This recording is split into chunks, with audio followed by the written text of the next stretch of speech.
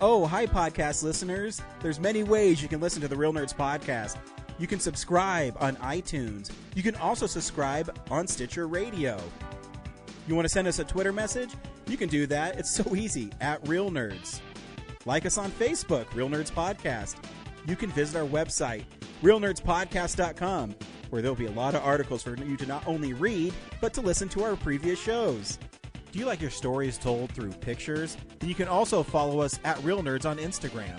You can also call us, 720-6nerds5. Thanks for listening and enjoy the show.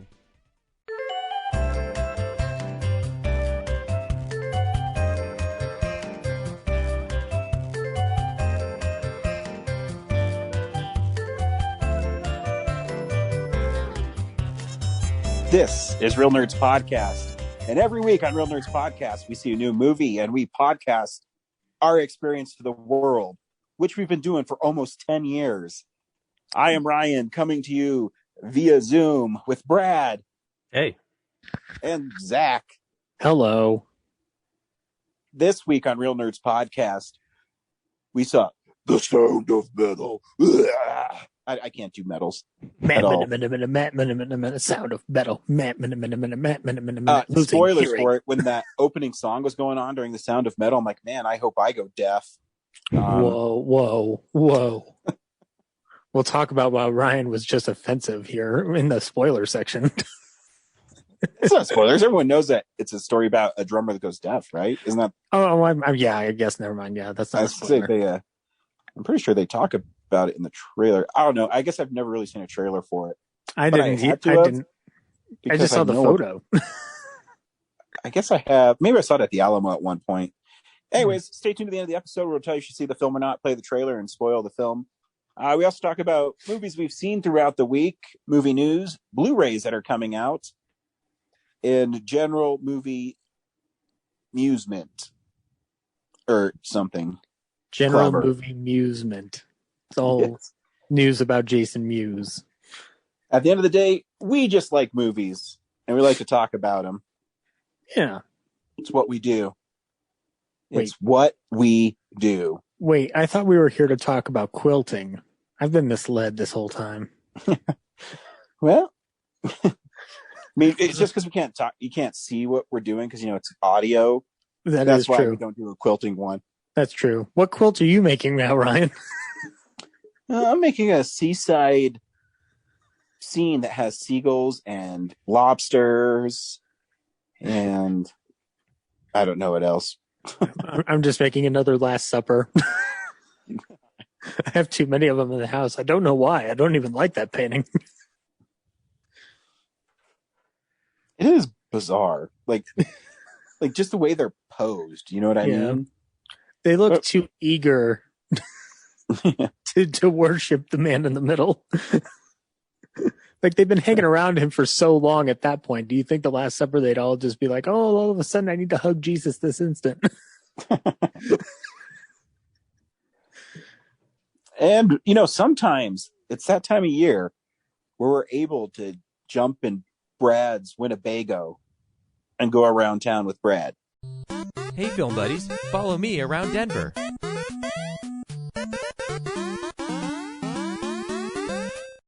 This week at the 88 Drive-In, they're screening, April 23rd, finally, they're opening. Tom and Jerry, Kong versus Godzilla, and The Unholy. Oh, that's kind of a cool lineup. Yeah. You going opening night, Brad? Nope. I don't know if I'll be back in town by then, so. Well, then I'll go, and I'll report back. Do that. Yeah. Take some kids and then force them to watch Unholy. No, that... At the Holiday Twin Drive-In, they don't have their weekend lineup set yet, but Tuesday's 420, guys, so they got Cheech and Chong's Up in Smoke and the Big Lebowski double feature. At the 88 Drive-In? At the Holiday Twin. Oh, the Fort Collins one, yeah. Yeah. Cool. Marijuana is so cool. That would be fun, but I would just have to keep my windows up the entire time because I don't want to inhale it. Yeah, I would just not go. But it's the Big Lebowski. Two really big overrated movies. Hey, hold on. just because the second one is talked about way too much doesn't mean it's overrated. It is overrated. It's a good movie, but it's overrated. If Brian says it's overrated, it's overrated. Thank you. This is his podcast. Thank you. Pretty much what I say goes. That's right. By the way, Ryan, don't listen to the next couple of ballyhoos. I kind of throw Army of Darkness under the bus for no reason. You dick. Delete it from your feed. Yep. I'm not subscribing anymore. That's fine. You wouldn't be the first. Yeah, so that's what's going on around town. Cool. So back in the old days, guys, see, we got our name from a movie reel. You used to have to stick a reel of film on a projector and it'd go through and a light would shine through and it'd project the film onto a screen. That sounds antiquated and boring. Why isn't it all on a computer? Me. So that's why this segment is called Real News. And when I say unspool the real news, it's because I'm talking about a movie reel. And that's how clever I am. I've been doing this for 10 years. It's real news.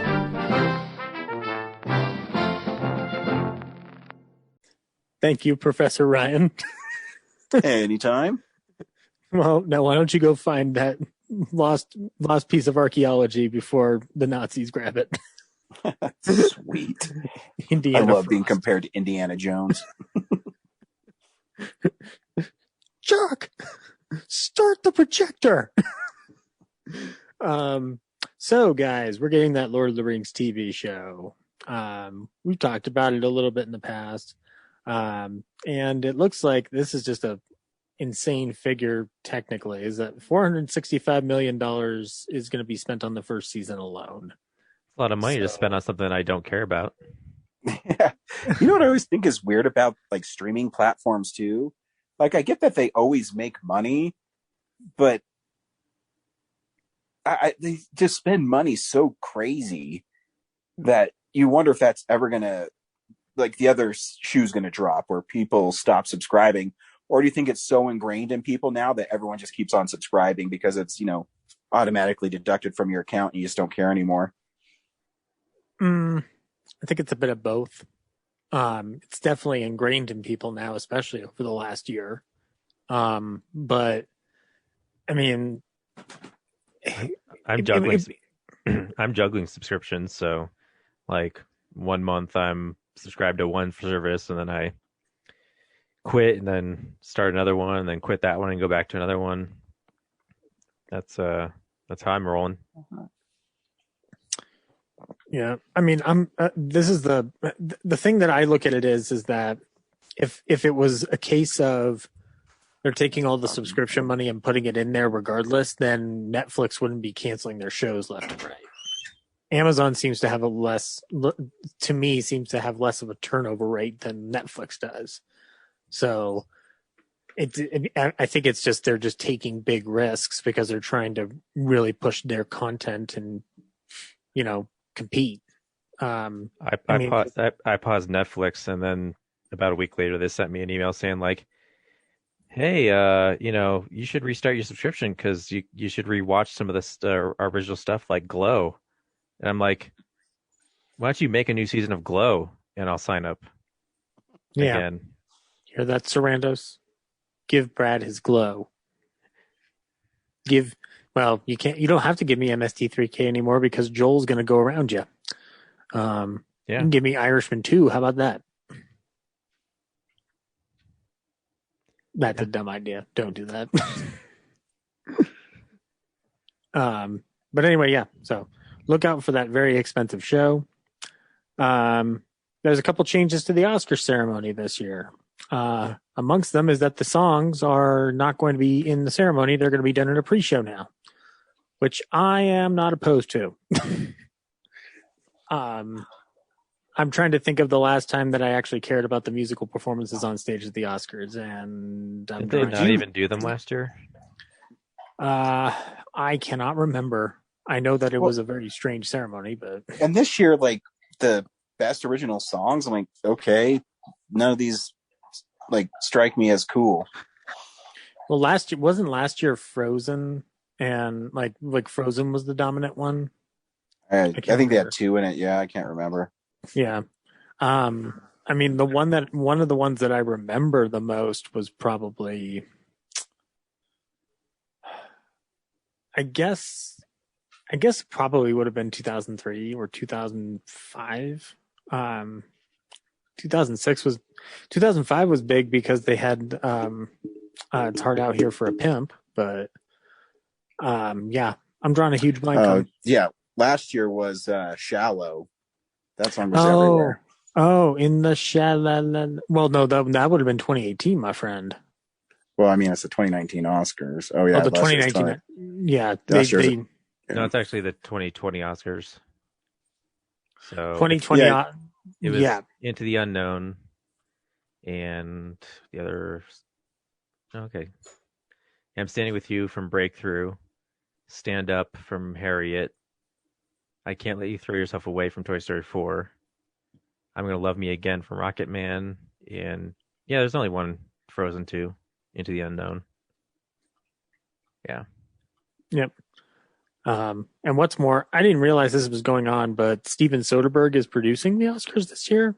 So he says it's going to feel like a movie. So I don't know what that means. I'm curious to see what that means. I hope it means that it's keeps its momentum going and doesn't lag. But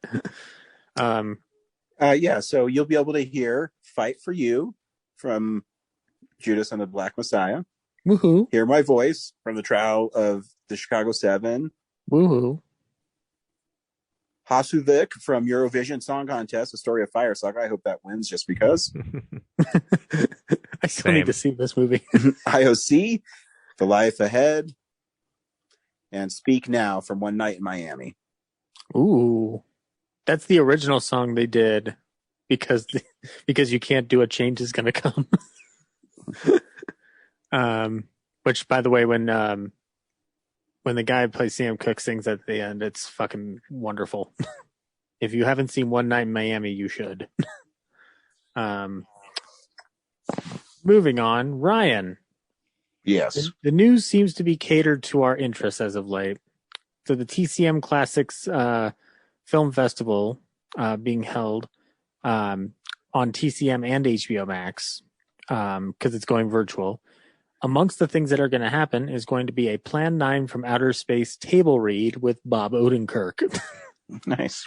The cast also includes Lorraine Newman, Bobcat Goldthwait, David Koechner, Oscar Nunez, and more. So yeah, I am excited for this. This is also a good notification for me that the festival is virtual this year because I did not realize they were going to do that again. So yeah, lovely to hear, and I will look forward to that table read. And we will move on to some news about the Toxic Avenger reboot. As we all know, Peter Dinklage is leading this whole endeavor, and director Macon Blair, the director of Blue Ruin, is helming the project. And we've just added Jacob Tremblay to the cast. There's no word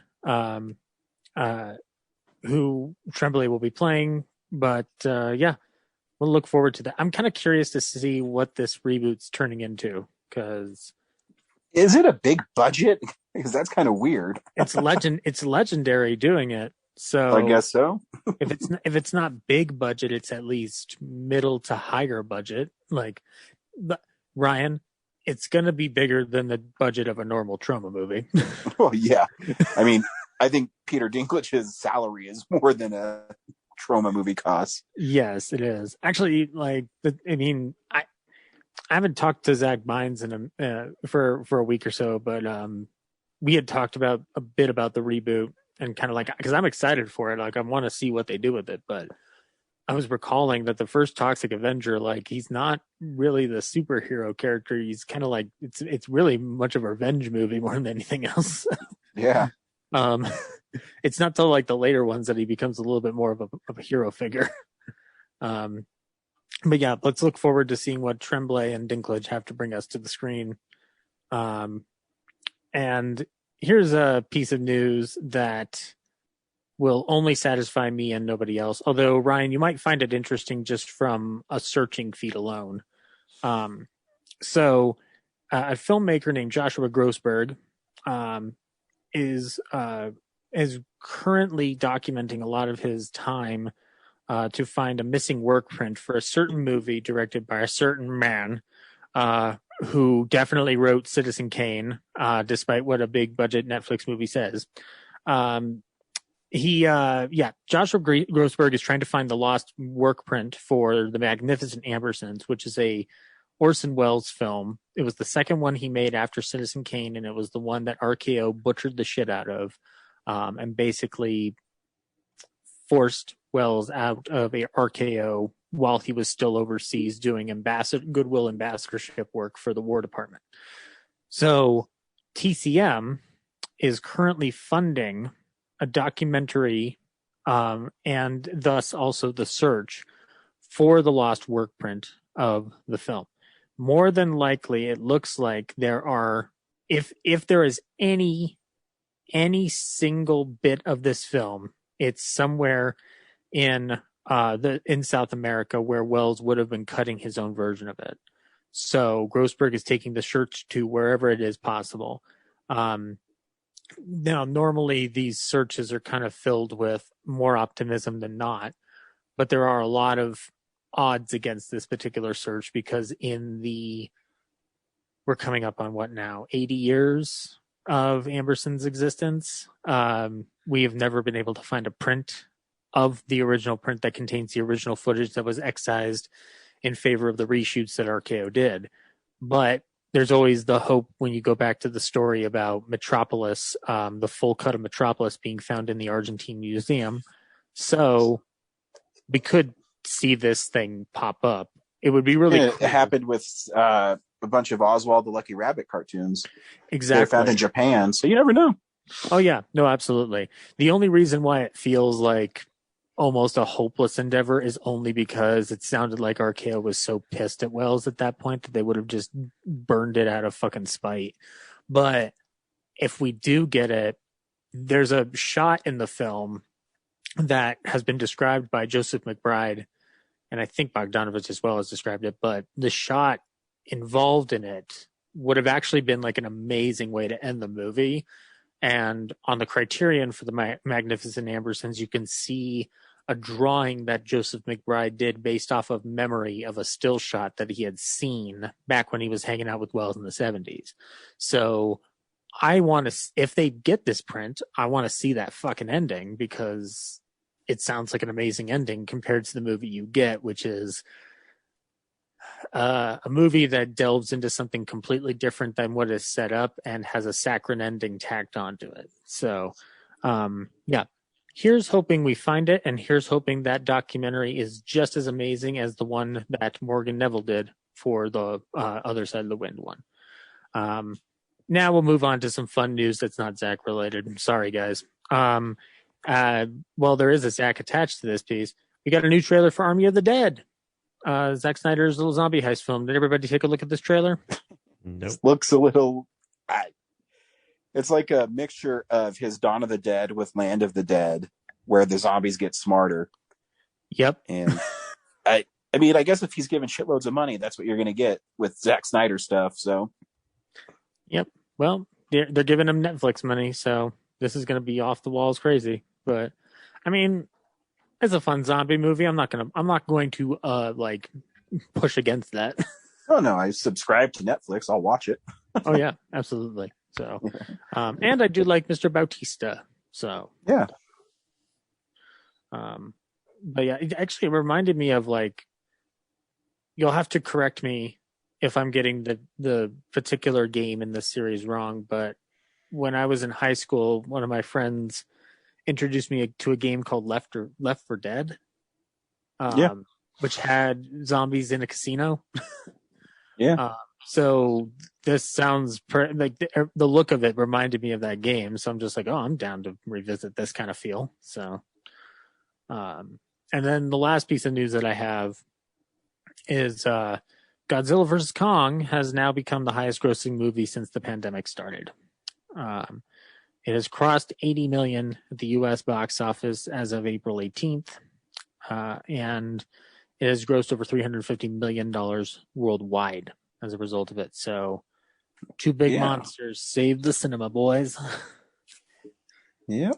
Who'd have thunk it? Who'd have thunk it? Who'd have thought you wouldn't need a 2.5-hour movie to save the box office? Sometimes you just need an hour and 50 minutes of monsters beating the shit out of each other. And then they fight a Mecha Godzilla. I don't know if I'd call one successful movie after a year saving the cinema. No, You're gonna need a couple more of those. Okay, I'm being optimistic. I'm still reeling from the news of last week with the Cinerama Dome, but I'm trying to have hope. I think because I was looking ahead to see when I can see Mortal Kombat, and the Alamo screenings on Friday and Saturday, like at 5:30 in the afternoon to about 8 o'clock, are almost sold out. So Yeah, I think as it gets closer, I think Mortal Kombat might do pretty good. yeah, that'd be cool. I feel like people are sad about it. So Yeah, I hope so.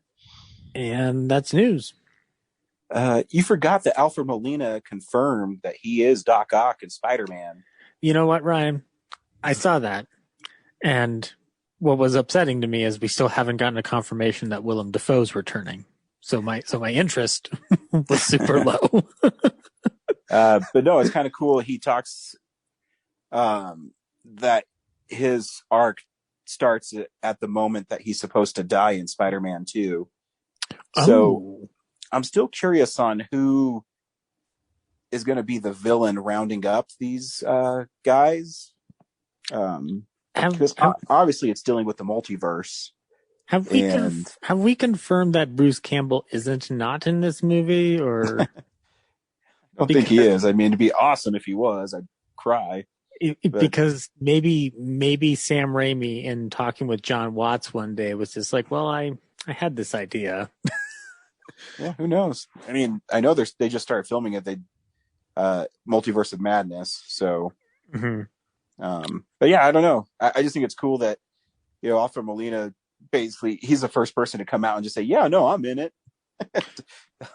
Well, then that means Tobey Maguire's definitely in it. So now everybody's just kind of kicking their feet around. Yeah, it's well, I mean, did we really believe when Tom Holland says they're not in it? Like, by him saying that, he pretty much confirmed that they were. Yeah, that's fair. Like, he's a nice kid, but it's hard to believe when he says things. Well, it's hard too with Marvel stuff. I mean, I'm really hoping that they're going to drop a trailer for it soon. My guess is, I think there's a D23 conference this year. So hopefully it'll show up there. Or, I mean, Black Widow's July 7th. So I'm guessing they're going to start dropping like a Shang-Chi trailer and the Eternals and hopefully Spider-Man. So. Have they, here's a question that I have, Ryan, based on Spider-Man lore. Is there a villain within the realm of the Marvel Universe that has done this before, where he or she grabs people from the past via the multiverse or whatever? And I mean, not necessarily the multiverse, but I mean, Kang the Conqueror is like one of the big bads coming up, and he is a time traveling mutant. So. Is he a big baddie, like Thanos level? Like, yeah, he's pretty. His story's really convoluted. I really can't explain it. He's like one of the. I don't know. He used to be like an Egyptian mutant, and he's able to. I don't know. It's really complicated. He has some really cool stories, though. Okay. But even in Spider-Man, it's called the Web, and they're all Spider-Men are all connected in this. Basically, the Spider-Verse is like there's a big web that connects all the universes together, and by like one thing happening, the web goes a different way. So maybe instead of Peter Parker getting bit by a spider, it's Gwen Stacy. So that makes Spider Gwen, and or Noir Spider-Man, the best of the Spider-Men, because he's black and white. And then there's these monster vampire kind of guys called the Inheritors, who hunt down spider people and like drain their life essence, and they use the web to do it. Do they like do it by biting into their necks like vampires, or? No, they kind of grab them and just Like take their life essence. Yeah, like a Dementor kind of, but without the Dementor's kiss or whatever. Yeah. So I don't know how they're going to do it. I'm really interested in this film because they haven't said anything about it. It's completely done filming, so I don't know. I'm really interested. Yeah. No, I'm totally down for it. Because Tom Holland says he's going to take like a year off because he went straight from Uncharted to shooting Spider-Man. So he's earned a break. Yep. As we all have, but yeah, we've all deserved. Spider-Man and every man deserve a break. But yeah, no, that is exciting. And actually, I'd like to start seeing some stuff for Shang-Chi and Eternals. I didn't realize Eternals might have been already like in the middle of filming, but no, the Eternals is done. Eternals is done? Yeah, they finished it last year. What the hell? It's supposed to come. So it's like Black Widow is July. I think Shang-Chi is September now. The Eternals is November. Then Spidey is Christmas. All right. So Merry Christmas to you, Frost. I know. I mean, it was supposed to come out, on Black Widow's old date, but I guess I can wait 5 more months. Yeah, you can. As long as because I'm getting 3 Marvel movies in those 5 months. So yeah, that's insane. That's going to be an interesting trajectory. But yeah. Cool. Movies come out on Blu-ray and Ultra HD, and sometimes they pique our interest. So, this is the stuff we've been watching. So, full disclosure, Blu-ray.com decided to not work today. So I'm using... Yeah, they have a server problem. Really? Okay, yeah, that's interesting. Because I went to my My Movies app, because I go there for specs, because I'm writing my Friday the 13th review right now, and it's so fucking big that it's taken me forever. But I go there to get the specs on like, what audio and video they use and stuff. Mm-hmm. And yeah, I couldn't do it. So I had to go to IMDb and actually like select the tech specs on IMDb and stuff. But yeah, and they said they had a server issue that's going to take them days to fix. Damn. Well, so then in the meantime, we are using digital bits today. First of all, you can get a movie called Boss Level with Frank Grillo, Mel Gibson, and Naomi Watts and Michelle Yeoh. You can get a movie called Crisis with Gary Oldman and Evangeline Lilly. You can get Death Ranch. Don't know what this is about, but it's called Death Ranch. There is going to be a Blu-ray release of Dave Chappelle's Block Party, which, what I recall, was a fun little time. And then from the Criterion of it all, you can get the Blu-ray version of the Anthony Mann film The Furies with Barbara Stanwyck, not Streisand. Barbara. Nice. Yeah, I want to see that one. I heard it's a good one. I have the DVD version, Ryan. It is good. But I am definitely going to be upgrading to this Blu-ray because I want the Blu-ray. It's a good movie. But I'll still keep that.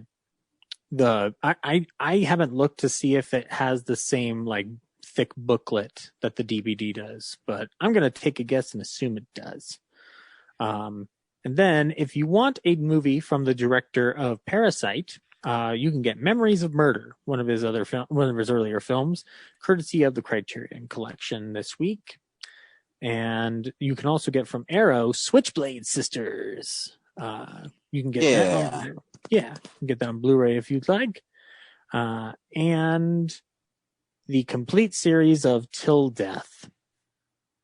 That's Blu-rays, guys, because digital bits is lacking. I can pick some up for you. Warner Archive is releasing The Mutiny on the Bounty with Charles Lawton and Clark Gable. Mr. Christian, come here! Did you mention Chariots of Fire? No, I didn't. Chariots of Fire is also coming out. Also, the fine folks at Warner Archive are doing Annie, Get Your Gun, Yeah. which is a fun movie. Yes, it is. Yeah, that's all the other ones I see. You're on Digital Bits, right? No, I am on High Def Digest. High Def Digest. Okay. Um, See, this is what happens when Blu-ray.com fails us, Ryan. I do remember. I did blind buy something called the Mortuary Collection, which is a Shudder exclusive movie that is is an anthology that's supposed to be really gory, and it's gotten good reviews. So Okay. The I have that one Mortuary coming. Collection. Mm-hmm. Interesting. And that is it. Right on. So yeah, the bottom line is, guys, Blu-rays, buy them or I hate you. We watch films throughout the week in a segment I call What We've Been Watching. So, yeah, this is the stuff we've been watching. Brad, what'd you watch this week? A couple things. Stop Last week, stealing my catchphrase. okay. Last week I forgot I watched the 76 King Kong That movie's not good. for the first time, and yeah, no one tells you that Kurt Russell's in it. Not sure why he isn't remembered for that one. Yeah, it just kind of is. Yeah. Like I have it, the Scream Factory, I'm getting the collector's edition coming out because they have a bunch of interviews and a making of it, and I'm really interested in the making of. I'd be more fascinated than the movie. I'd be more fascinated by how it's made and like what choices went into it, because yeah, it's like really just they're on a boat and they go to the island and there's a dude in a Kong suit, and isn't it really weird too where he takes the top off of that chick? Yeah, well, he like his finger brushes her, but yeah, it's definitely exploitive for sure. Like, there's no reason for this to happen. Yeah. Well, he does that in the original King Kong. He takes like one of the layers off of Fay Wray's dress. Yeah, I but guess this it's not one he the has like top. this weird grin on his face. Yeah, yes, that's fair. Yeah. Yeah, it's just Never mind. Point taken.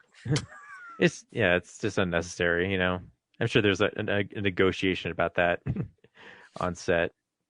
Yeah, and then it just kind of plays out like the original. It's just kind of updated for modern special effects. So yeah, and then I watched.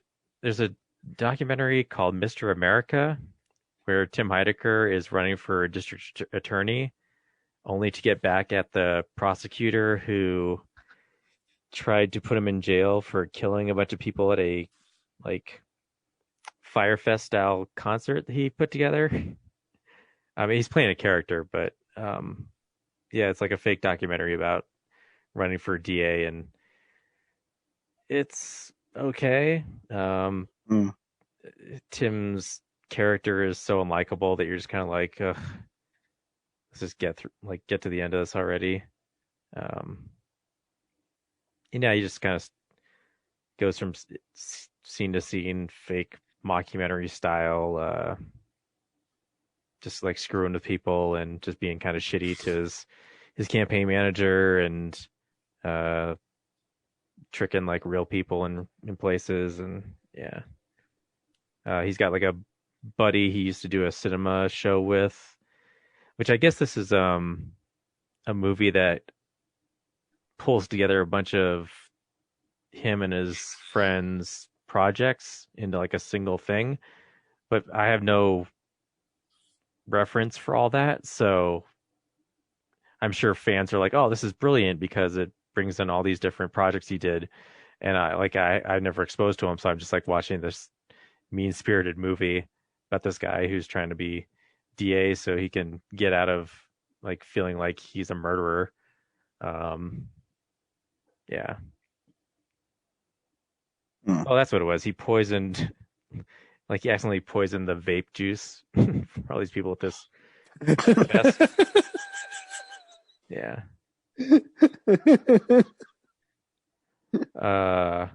And then I rewatched Batman with Zach, Batman 66. We Yes, talked you about did, his old show, chum. and I watched Always Sunny. Three of the most recent seasons of Always Sunny, and I that's love still that funny. show so Yeah. much. I just love how much shitty people they are. Yeah. I just got done watching this one where they go to Eagles are going to the Super Bowl, and they split into like two episodes where one is Charlie it's kind of like a remake of Home Alone where Charlie gets stuck at the bar and he has to do his like superstitious rituals to make sure the Eagles win. And yeah, it's like part Home Alone parody and just part goofiness where he like steps in a bear trap and has to drink his own piss. And then the second episode after that follows Mac and everyone else going to the actual Super Bowl and all their superstitious things, and then by the end it like flashes back to what Charlie's doing. Yeah. I just haven't watched that show in a while, and yeah, it's still really funny, and just they really push the envelope on some things. Yeah, I just love because they constantly push the envelope and they really don't care about what happens. Yeah, and when you think about it too, there's really no like continuity to it, you know? Oh yeah, there's a clip show where it's part clip show, part like new episode, and there's like parts where like there's two Charlies, and there's one where like the second Charlie's like watching in on other people's like flashbacks and stuff. It just makes no sense, and they acknowledge that they're just like cruelly just trying to like pad an episode. So yeah, but yeah, I mean like Charlie stepped in a bear trap in the one I was talking about, and that next episode is fine. Yeah. So, but yeah, like almost each episode, they managed to take like a current, like controversial topic and turn it into an episode. So it's interesting going back like the past 4 years that I missed and seeing what they picked up on. And then the last thing I watched was really good was The Orange Years, which is a documentary about the rise of Nickelodeon. Oh, cool. Yeah, and so if you want to in an hour and a half go back and relive 15 years of Nickelodeon, this is the way to do it.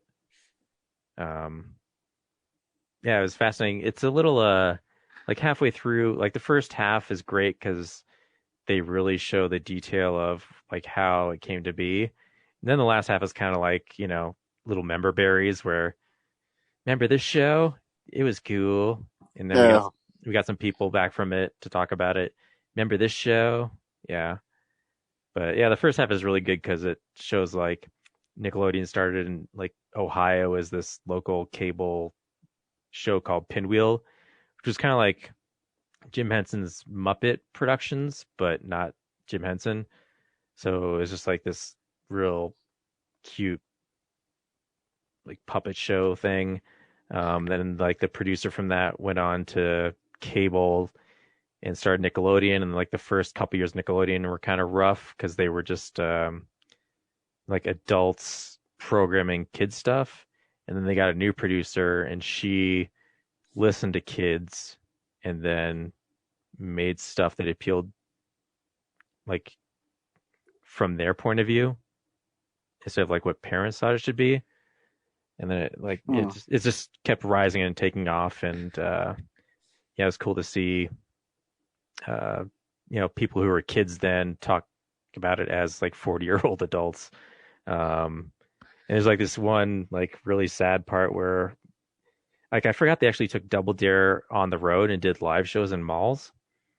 And so at one point towards the end, Mark Summers is talking about like, yeah, I up and quit Nickelodeon because one day my kid came up to me and said like, how come you can spend all this time while these other kids around the country, but you don't have any time for us? And so, no shit. Yeah, without hesitation, he stopped, and pretty much like this golden age of it stopped after like Universal Studios got rid of the Nickelodeon Studios campus, I guess. Mm-hmm. I always wanted to go to that. Yeah, me too. And I wish I'd Wish I'd found the time to do that right after high school. Right. That'd have been great. But yeah, that was like their own, like everything was there. You could take a tour and watch them make the shows, like in real time and stuff. And what else? Yeah, like you can't do that on television was really like so important to that network getting off the ground because they had trouble making their own stuff. And so they outsourced like Danger Mouse and Count Duckula, like foreign programs, and like dubbed them. And then they got that show from Canada and just like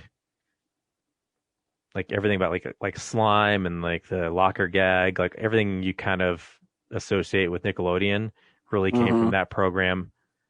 And then it talks about like the cartoons and then like Ren and Stimpy taking off, but MTV took it from them at one point because I remember growing up being like, what happened to that? Like it was only like on there for 2 seasons or something. It's because MTV swooped it up from them. They talk about the origins of Stick Stickly. They mention it, but they don't talk about the origins of them. That's bullshit. They talk about the adventures of Pete and Pete. I didn't realize Toby Huss was the imaginary friend guy. What's his name? Oh, shoot. No, I don't know. It's like Alfie or something. But like he's like the dude in the like tight spandex with the striped shirt and the glasses. Do you remember that? He's like Little Pete's imaginary friend. Pete and Pete. I don't remember that at all. Yeah, I think it's Artie. I think Artie's his name. Yeah. But yeah, it's just weird. Like that dude is in a bunch of stuff I like now, like *Halt and Catch Fire*, and he was obviously on *King of the Hill* a bunch. It's a really good, like, they talk about like Snick and Snick. Yeah, and Nick News, like, there's this heartbreaking thing where Linda Ellerby, like, they do the AIDS special, I guess, with Magic Johnson. And I remember, like, I think I saw that, but like as a kid, like, not a lot registered with me. But watching it now, like, there's other like kids in the audience that they don't know are AIDS positive. And so at one point, like, she asked her, like, is anyone else here like positive? And these 2 or 3 kids raised their hands, and like this one little girl's like crying because she's just talks about how she's been made to feel like an outcast and stuff, and they're consoling her, and it's just like, yeah. And they didn't plan on that, so yeah, it's a really cool documentary. Nice. Yeah, I think that's it for me. Zach? Watched a couple things. I have my letterbox up here. No, I don't. So after our show last week, I finally watched for the first time Dr. Jekyll and Mr. Hyde from 1931. This is the Frederick March one, Ryan. Academy Award winner.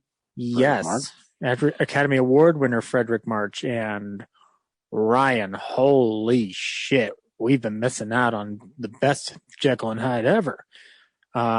It's the story of Dr. Jekyll and Mr. Hyde. So all you need to know is God takes a formula and lets out his inner insane, crazy, unstable person, and he becomes a total fucking asshole.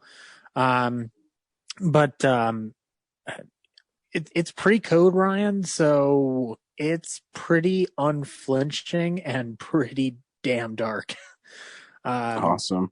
Yeah, so the movie starts off, Ryan, with first person point of view through Jekyll's eyes, and it is some of the most ambitious pre-30 like pre-code, like early sound era filmmaking I've ever seen. Like, it is really ambitious for what it's doing.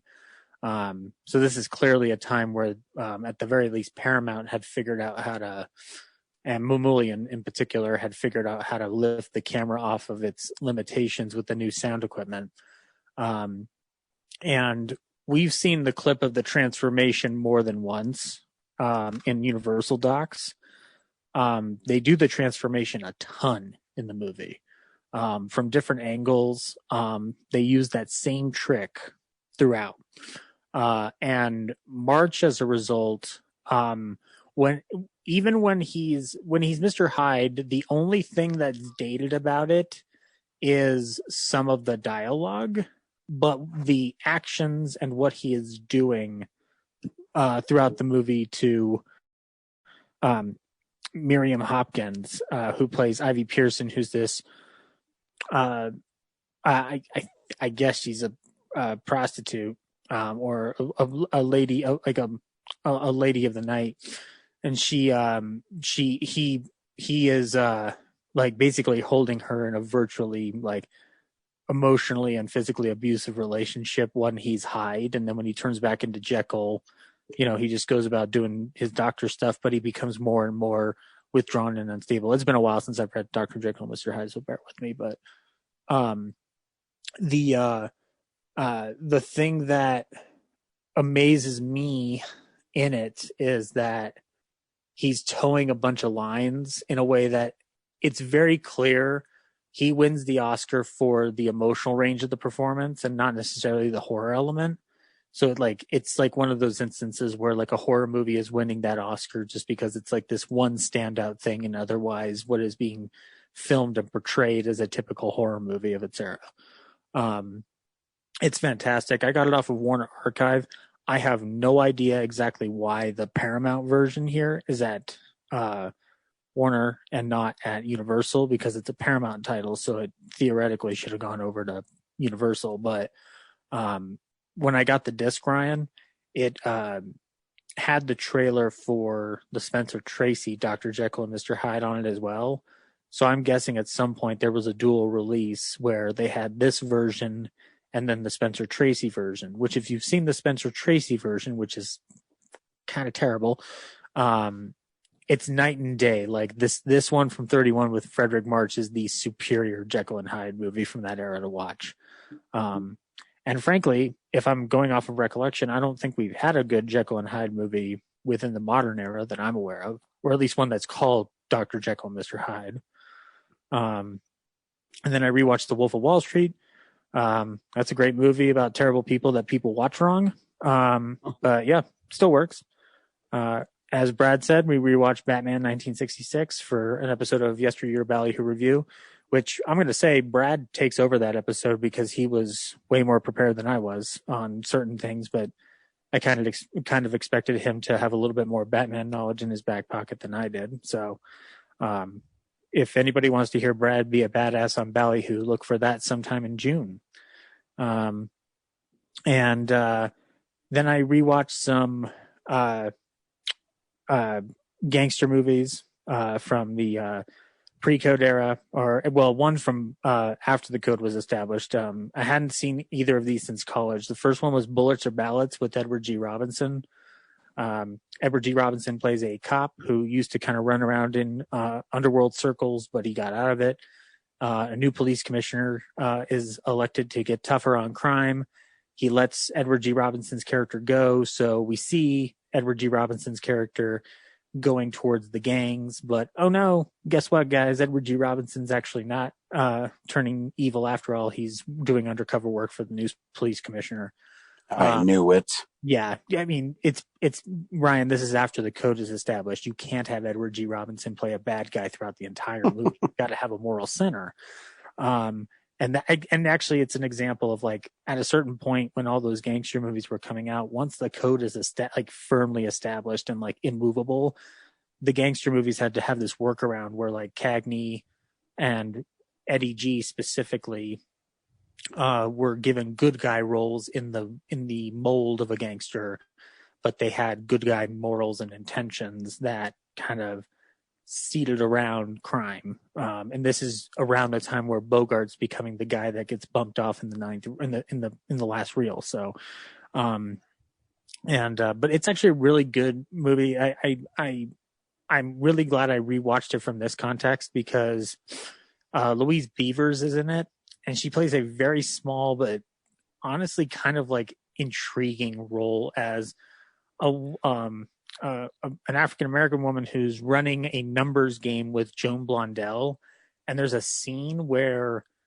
she's basically standing up to two white businessmen who are trying to muscle in on her and Blondell's game, and she like stands up to them, and it's like this powerful image that I'd never like witnessed like from the modern context, and like this actually works. Like I think when I first saw this film, I kind of looked at it as like, well, it's a shame that she didn't get enough to do. And I'm looking at it today and I'm like, it's kind of amazing that they even had this scene in here. So Louise Beaver is really good in it. It's got problems of its era, but it's still a really interesting scene. And Joan Blondell's really good in it too. And then I rewatched a movie called Lady Killer with James Cagney.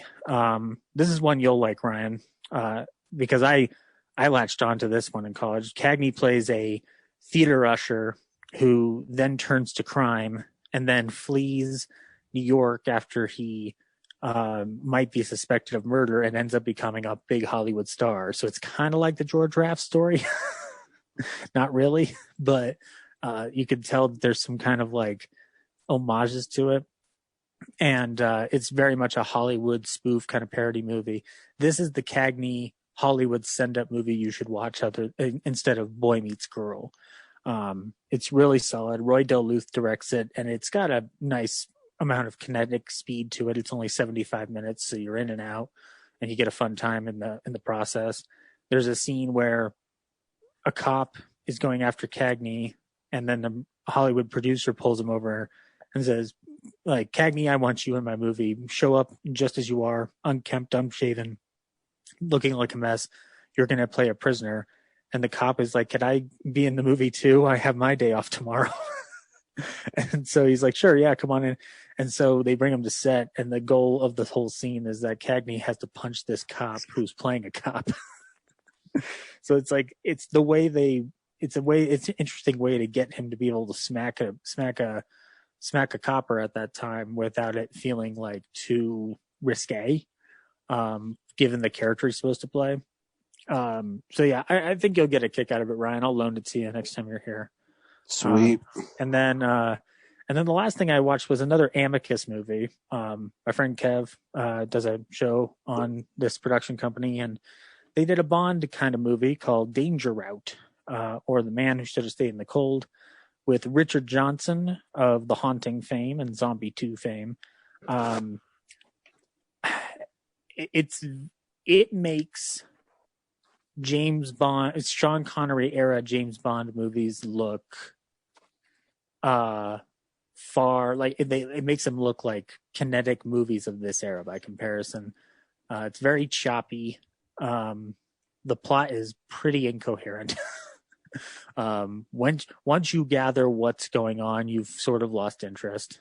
I like three things about it. One is the score at the end of a huge explosion. The other one being Richard Johnson just hanging around. I like watching him act. He's fun. He's not playing a great character, but whatever. And then there's a final scene where basically he plays this guy named Jonas Wilde, who is an assassin who's trying to get out of the game, but one of his superior guys is like, no, we need you to do one more job. And by the time we get to the end, there's two confrontation scenes, one with somebody who's betrayed him, and there's some interesting angles for the 60s in them. And just the way the scene plays out is kind of interesting. And at the very end, the guy who brought him in on this job, he's trying to tell him he's out. He's like, aha, but I've got you cornered killing the person that betrayed you. So you're stuck with working for me now, buddy boy. And it ends on a very, very lackadaisical freeze frame of Richard Johnson as the credits roll. And I was just kind of like, just kind of sat back in my chair going like, man, that was 98 minutes. I'll never get back. But I kind of want to rewatch it to see if I can try to get this plot through my head, because it seemed like every twist and turn was absolutely unnecessary for no reason. Like, it's almost like they're trying to keep up with, like, how do we make something different than Bond, which has become a bit formulaic by a certain point. And it's just like, well, it's a spy thriller, so they're just throwing things in left and right, and I'm just like, guys, like pick a lane. So yeah, but it's interesting if you're looking for like a what people were trying to capitalize off of in the Bond realm on the lower tier scale, because this is Amicus, and it looks like they've usually they don't, from what I've seen, it seems like they're not like super cheap, like they're not Ed Wood cheap, but there's a difference between how slick a Bond movie looks and how Danger Route looks. So, but if you feel like watching it, and I do recommend you check it out to see for yourself, it's on Amazon for like $1.99 to rent, and I don't regret spending the money. So I had fun giving it a look, and that's all I watched this week. Modern day Jekyll and Hyde is called the Hulk.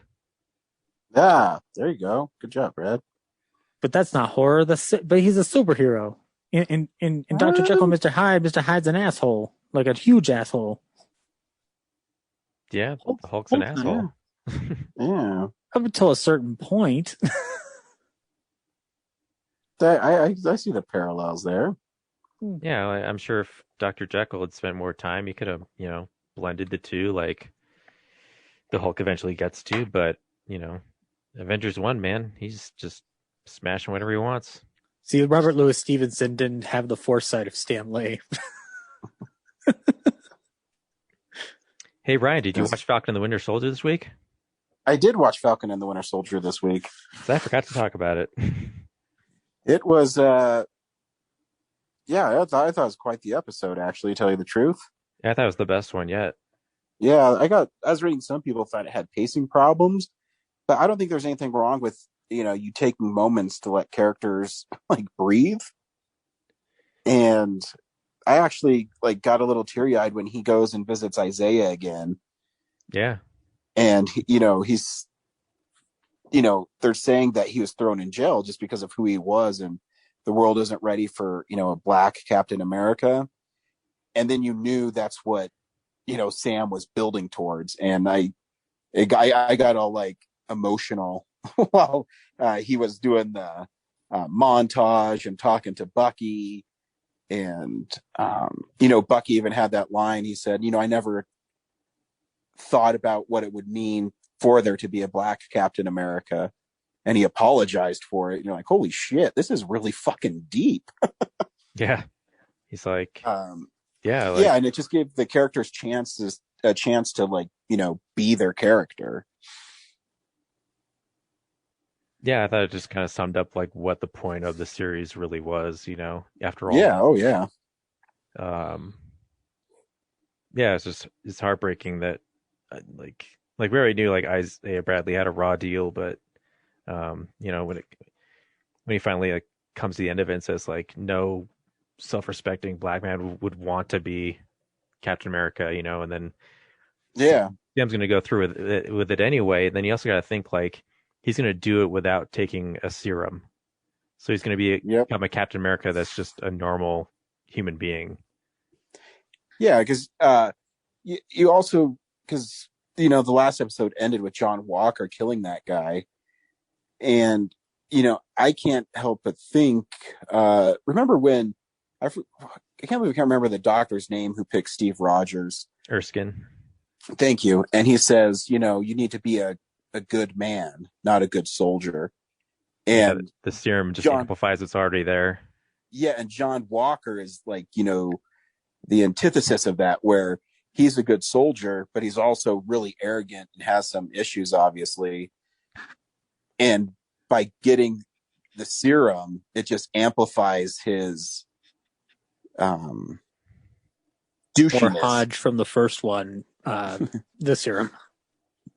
Yeah, it's and that's what I think Wyatt Russell is so great in this, is because at the beginning you want to like him, but you shouldn't, and then you do hate him, and it just justifies everything you felt about him. So I think he's a great antagonist for this series. Ryan, are you saying that the son of Kurt Russell is a good actor? Yeah, no, he's really good. It's almost as if that was preordained. Sometimes he sounds like Kurt Russell too. It's kind of creepy. And then, of course, we've got, I guess, Madam Hydra. Yeah, played by Julia Louis-Dreyfus, which is awesome. Spoilers.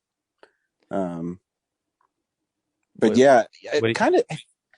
Sorry, I was gonna say, like, you know more about the Marvel history, so I was just kind of wondering what the play is with that. Like, yeah, I don't know, but I don't know if they're trying to do Thunderbolts, where they're like the Thunderbolts are villains that are quote unquote reformed, but they're like bad guy Avengers, where I guess it's kind of Marvel's version of the Suicide Squad. That's what I was thinking, yeah. Where they're not really good people and they could always turn, at the flip of a coin. And they do the jobs that nobody else wants to do. And it seems like she's recruiting people for that, but I don't know. I was reading articles, I forget where, but I think she shows up in Black Widow, and Black Widow was supposed to come out before Falcon and the Winter Soldier. So maybe her story is a little more explained. I don't know. But she used to be a love interest for Nick Fury. And yeah, she's been tied with Hydra and S.H.I.E.L.D. in comics. I don't know what she's going to be in the MCU. Yeah. But yeah, it's a pretty cool turn of events, and sadly, there's only one more episode to go. So, yep. Interesting to see how. But the good news is we'll get to see Sam Wilson hopefully as Captain America. So I know, like, such a tease to end on. Just like, you can't see the suit yet, you just get to see him looking at it. Like, I know, and like, it's one of those. See, they said it was pacing issues, but it's one of those episodes like, this is over already. Fuck. Yeah. How long is each episode? They vary. That one was like an hour and 5 minutes or something like that. Yeah. And there's that mid-credits thing with John Walker building his own shield. Yeah. It's pretty demented. So, yeah, he doesn't give a fuck. Yeah, good stuff. I only watched 2 things this week. I'll talk about this one first because it's god awful. So I rewatched Mortal Kombat Annihilation, and it is so bad. Do you need a hug, Ryan? No, it's disappointing because I love the property so much, but it's so bad. The director has no idea what he's doing. I don't notice directors as much until it's really obnoxious, if that makes sense. Where he would do shots and they would always be Dutch angles, and then it'd be Liu Kang punching someone, and then the next cut would be the reaction of that punch. So there's no fluidity to the action at all. And the storyline is horrendous. Go ahead. I was going to say, who directed Annihilation? John Leonetti. He also directed Annabelle. Which is an okay movie, but it's definitely only saved by its ending. The horror movie Annabelle? Yeah. The prequel. The doll. The prequel movie that then got a prequel and then a sequel. But he hasn't directed too many things. He's he's a crew guy, and I think they just gave him an opportunity because he worked on some big movies. Mm-hmm. He's a DP by trade. Yeah. But yeah, the CGI is so bad, and it was shocking. I was doing some research while watching it because I was getting bored, and it cost $30 million to make, which, I mean, what is that in 1997? That's probably like $80-90 million now. And it's just, it's like green screens before they could figure out how great green screens were or to use them properly. Shiva in it has computer generated second arms, but it's a really bad costume with her. Oh, it's so bad. It blends the stories of Mortal Kombat 3 with a touch of Mortal Kombat 4. And it just tries to hit, says, hey, remember Cyrax from Mortal Kombat 3? Well, here he is. It's just bad. It's good. Where the first one is kind of like a guilty pleasure. This one is just not good. The cinematographer is Matt Leonetti. I think that's related. Maybe. I don't know. It was just bad. The guy who played Leonardo is Raptor number 1. Oh, Ray Park's in this? Raptor 3. Yeah, it's his first movie. Baraka number 2. Yep. The Barakas looks like some dude wearing a Halloween Baraka mask. It's bad. And there's an interview with the dude who plays Liu Kang, and he talks about how much he hates the movie. But yeah, anyways, it came with the steelbook that I got from Best Buy, where it had both films in it. The steelbook's cool. I like the first movie. I won't watch the second one again for probably another 10, 15 years. We'll see. And the last thing I watched this week is a really great movie. It's called Room. It stars Brie Larson and God, we just talked about that little boy. What's his name? Jacob Tremblay. Thank you.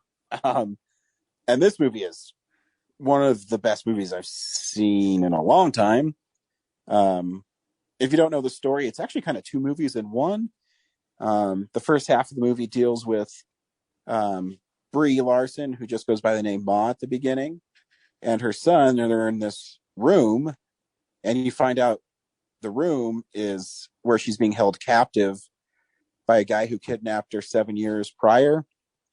And her little boy, Jack, is the product of her being sexually assaulted by a guy they call Old Dave, and their life together in this place called Room. And it's just a really great character study. And when she's telling him or trying to get her son to go along with her plans to get out of there, is really kind of sad, but inspiring at the same time. I don't know how to put it, but she tells him that she's been lying to him, that there's everything outside this room. And that scene is so sad where he doesn't believe her. And then eventually when he gets out, he adjusts better to life on the outside than she does. And I don't know, it's just like a really powerful movie, and that everybody in the movie is incredible. Yeah, the thing that shocked me the most was when she gets out, she can't deal with it well. Yeah. She kind of turns on everybody helping her. Yeah, where she was worried that her son couldn't handle it, but he kind of fits right in. Yeah. It takes him a little time, obviously, but I cried a couple times this movie too when he's getting his hair cut and he says, "I love you, Grandma." You go, oh man. It's a really well done movie, and Brie Larson deserves the Oscar for it. She's so great in it. She has that scene where her mom is talking to her and she's on the couch and she's just, screaming at her mom about, I'm sorry, I'm so fucked up. And it's just a really powerful scene. And William H. Macy is incredible for the 3 minutes he's in the movie. Which if you watch the behind the scenes on it, they talk about that they didn't know if they could get a great actor to do it, but they needed a great actor. And he read that part and he decided to do it because it's such a great small role. It's just a great movie. It's so good. And that's all I watched this week. You should check out Short Term 12 if you get a chance. Yeah, that's really good. It's another Brie Larson. It's early Brie Larson too. Before I can't remember if it's after Scott Pilgrim, I think. Yeah, She's I forget she's what's quite the actress. I forget what it's about, but I remember it being good. So like really good. Like so good. Yeah, she's really good, and man, hello, she's beautiful. I have the Blu-ray, Ryan. I'll loan it to you. Cool. I'll definitely check it out. Yeah, because I think the director of Room in his commentary talks about seeing her in that, and that's why he wanted her for Room, because she's really good in it. This week on Real Nerds, we saw Sound of Metal. Zach, should people see Sound of Metal? Yeah, you should. I found it a very tough emotional sit for the majority of it, so I don't know how quick I'll be to return to it, but it's really masterful with between sound design and really digging into silent film moments. Riz Ahmed is fucking perfect in the movie. Yeah, if you've got Amazon, you need to pop this on. It's 2 hours and it hooks you in pretty quick. Brad, should people watch Sound of Metal? Yeah. I went to this movie thinking it was a guy dealing with hearing loss, but it's really a movie about dealing with addictions. Mm-hmm. And it's not the addiction you think. But the performances are intense and great, and it's just a joy to see the deaf community represented really well. So definitely check it out. Yeah, I agree with everything both of you said. It's at times a tough watch. At times it's a really uplifting watch. When you see all the other deaf characters in it and how they've responded to their disability. And it's a really interesting thing to see somebody who thinks he can overcome that with, in spoilers. Anyways, here's the trailer for Sound of Metal. You sound great. Yeah, right. What? You telling me you weren't feeling it? You were in it. We don't need to put them all out. I know, but we just need to film.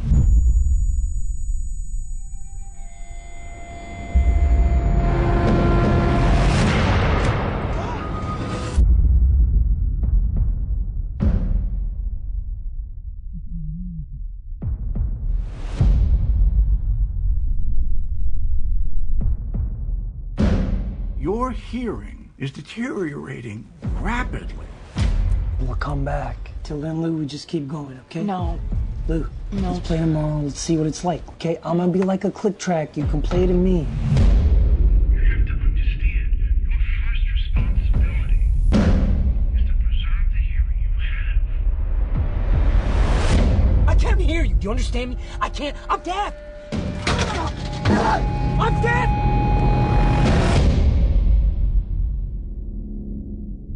I found a place. I think it's important that you stay here with us right now, Ruben.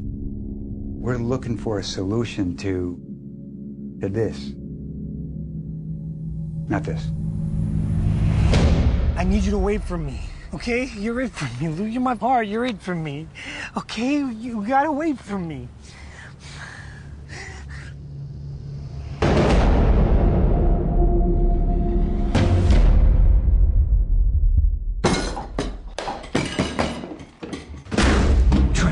Life. Ruben, the world does keep moving. It can be a damn cruel place. But those moments of stillness,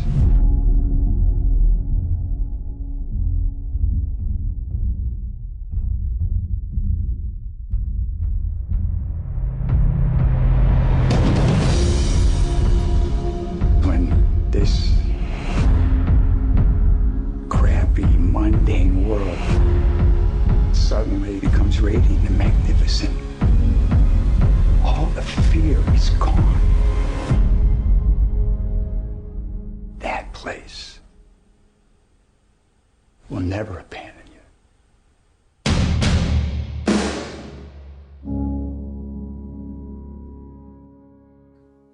In The Sound of Metal, Riz Ahmed plays Ruben, a drummer in a metal band, and he starts losing his hearing, and he has to start coping with that on top of everything else that's going on in his life, which is really interesting. Mm-hmm. And he, Lou, his girlfriend, played by Olivia Cook, takes him to this, through their friend Hector, I guess, to this community of people that are deaf and how to live with being deaf. And I can't remember the name of the actor who is like the head council guy there. I had him pulled up. Sorry. It was Paul Raci. Yeah, he also got nominated for an Academy Award. He's really great in it. Yeah, I forgot to look at the nominations list before after watching it, but yeah, god damn it, there's a scene in there that with him and with Joe and Ruben that is absolutely gobsmackingly brilliant. Yeah, and it's an interesting film because it moves really quickly when, it doesn't seem like much happens in it, but then as you start peeling it back, there's a lot going on. Mm-hmm. And yeah, it's anchored by incredible performances throughout the movie. Yeah. There's something interesting to be said about the way it tackles two different sets of addiction in the course of its film. And as Brad said, it becomes about the addiction you're not expecting. And we're in spoiler territory now, so I guess I can just say it. There's a certain point where Ruben finds a way to get a procedure to fix his hearing. Yeah, because that's I guess I kind of didn't really touch on it because that's all he thinks he wants. Yeah. He thinks that he can go have surgery to get his hearing back, and he can go back to playing his drums, and everything will be okay. Because at some point, he and his girlfriend were addicted to drugs or whatever, and managed to get off of it. And he's filled that void with the drumming and the live shows and this traveling lifestyle. And now that that's not there anymore, he's searching for his next fix, and to get that back is getting the $40,000 hearing aid. And it's on the whiteboard. Learn the whole to be movie, deaf. The whole movie is for him is like you just need to learn how to sit in silence and learn to be deaf. Yep. Yeah. Yeah. And by the time he gets through a journey that he's gone on where he seemingly accepts things, which I mean, there were elements to it that I latched onto in the respect of just like, well, if you've got all these tools, then you should be able to fix all the things that you left broken when you went into a facility like this. And the scene where he's talking to Joe after he's gotten the operation, and Joe has completely lost his trust in Ruben, and he explains to him the way Ruben explains it is that this is what he wanted, this is what he's working towards. And then he starts asking, like, I need money to pay back the money I was given for my van and all my stuff in it so that I can get my van and my stuff in it back to go back to my life. And Joe goes, the way you're talking right now, you sound exactly like an addict. Mm-hmm. And it's such a fucking flooring moment. And you watch the disappointment and heartbreak on Joe's face when he explains, like, you don't understand, I can't have you here anymore because the people that I have here in my life, we base ourselves on the fact that we are not broken just because we are deaf. And they're dealing with two different forms of fight. They're dealing with addiction, and then they're dealing with loss of a very important element of human function. And so to have Riz Ahmed do the thing he did, like it's tough to swallow, because it's like, I can't have you here now because you've basically thrown something onto you that literally defeats the purpose of the uplift I'm trying to bring here. And it's a very tough thing to sit in. And then by the time you get to the end, like that final shot where he rips out the hearing aid is fucking beautiful.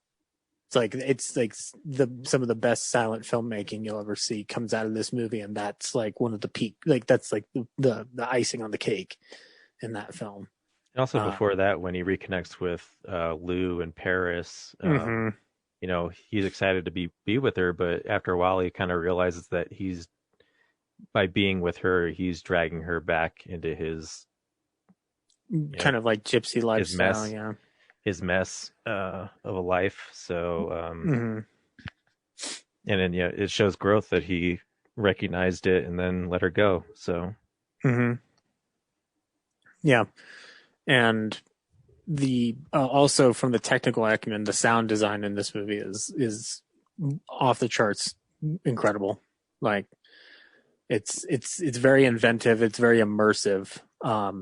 I almost feel like it would have been overwhelming to watch this in a movie theater because of all the things the sound design is doing. Yeah. Like you saw it in the theater, right, Brad? No, I wish I had though. Just cause, like even before I started, I was like, well, this is a movie about sound. So I wish I was watching it in the optimal presentation. Yeah. But yeah, there's also like a monkey's paw element where like he spends the whole movie, you know, wishing to do this procedure. And then he gets it, but you know he can hear, but it sounds terrible. Yeah, he can't hear music properly. Like that's anything properly. Yeah, right. Well, the big thing that they touch upon is the fact that like the music sounds absolutely like garbled compared to having normal hearing. And he finds out that Lou can sing beautifully, you know, not just scream into a microphone all the time. And you know, the tragedy is he can only hear that in the worst possible setup, you know? Yeah. That like metal at the beginning that was rough to listen to. It's just not my music. It's so hard for me to get into it, and I don't understand the appeal of it at all. But you know, teach their own. Yeah. There's moments at the beginning and the top before they get to the to Joe's facility where they're dipping the sound in and out, and they're showing it getting worse and worse for him, and like the sound goes down to nothing but a muffle, and you're having to watch these actors communicate like with facial expression rather than words, and it's very, very powerful. Like one of the best things you can say about this movie is that you can't take your eye off the screen, both by design and just by the impact of the performances that you are watching. Yeah, it's really well done. Yeah, it's about all I got. Yeah, it's kind of rough because it's a heavy human drama kind of wrapped into this 2 hours. So it's like you're not talking about anything particularly detail wise apart from the acumen and the performances on it. Like if this were any other year, I would say give it to Riz Ahmed for the Oscar, but we all know that Boseman's rightfully so going to get that Oscar for Ma Rainey. So, it's it's just thinking the whole time, and I was talking to Laura before we started. You know, I know I'm biased, but I think I loved Kong Godzilla more than maybe I should have, because I just miss movies like that. And then like Minari, I had a really good time in because I think it had kind of this nice uplifting message towards the end. And then, you know, you get Sound of Metal where he gets better towards the end, but it's so heavy. And so I'm really excited for Mortal Kombat because I'm like, man, can I just watch something that doesn't have such deep themes? Because like, have you noticed that so many of our movies have been like that because of that's what's thriving right now? They can't put big budget stuff out, and I realize I'm a big budget movie kind of person.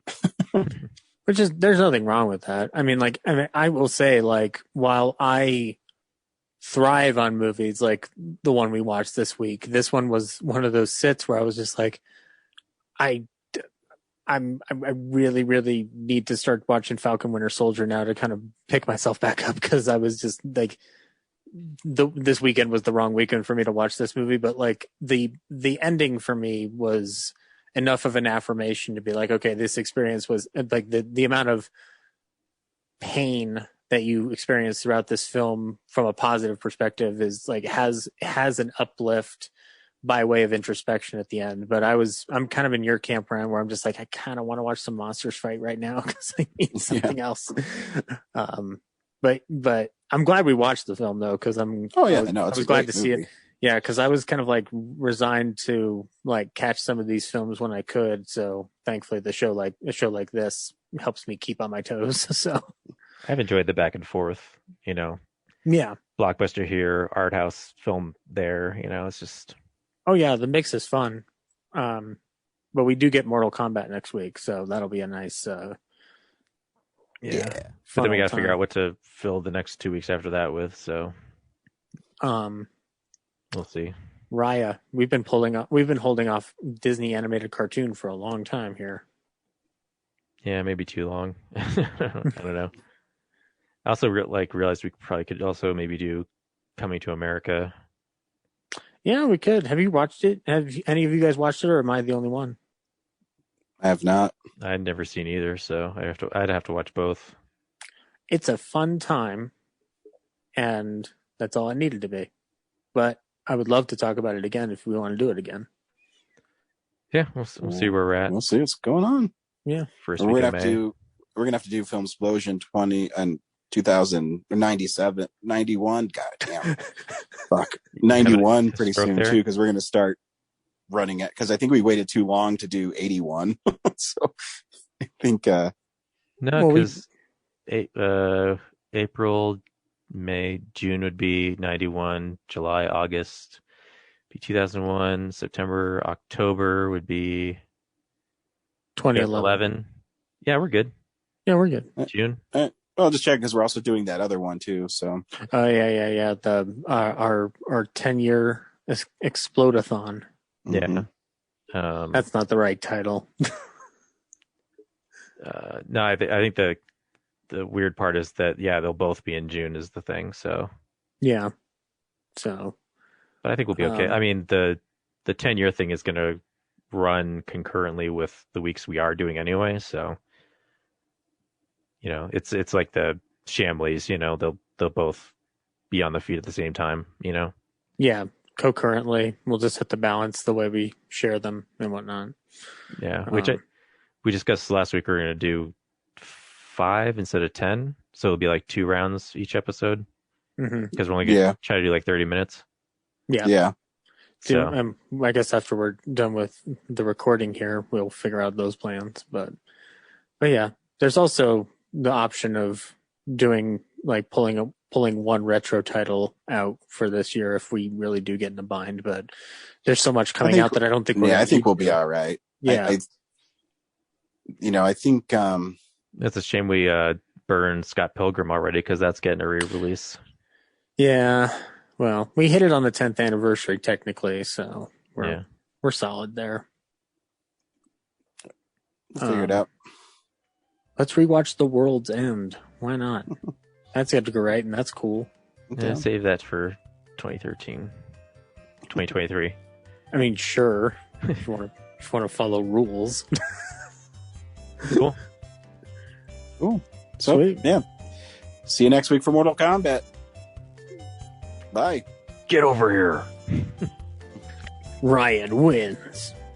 Sweet. Thank you for listening to this episode of Real Nerds Podcast. Real Nerds Podcast is a production of Nebulous Visions Multimedia. Thank you to Sparks Mandrill and Plan 9 Studios for our kick-ass theme song. Also, if you're in the Denver area and you're looking for a cool place to see movies, we see them at the Alamo Draft House in Littleton and now also in Sloan's Lake. Thank you to Colorado Coins, Cards, and Comics for supplying us with all our comic needs, especially you, Andrew. You know who you are. And a big shout out to James's mom. I'm giving you an electronic hug that you can feel through the airwaves. Thanks for listening, and have a nice day.